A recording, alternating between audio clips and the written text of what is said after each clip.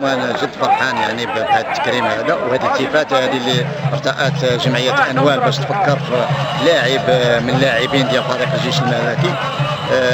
وهي بادره طيبه بكل صراحه.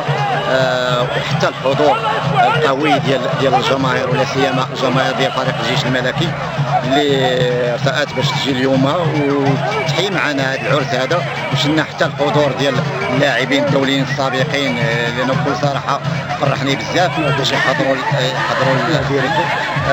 كالخيري، التيمومي، بولال، اللوزي، حسينه، هدامو، شيشه، الصمادي، حضريوي، عادل الغندور، عادل الخديوي، مكيات، حسن مكيات الممثل، مصطفى القسم.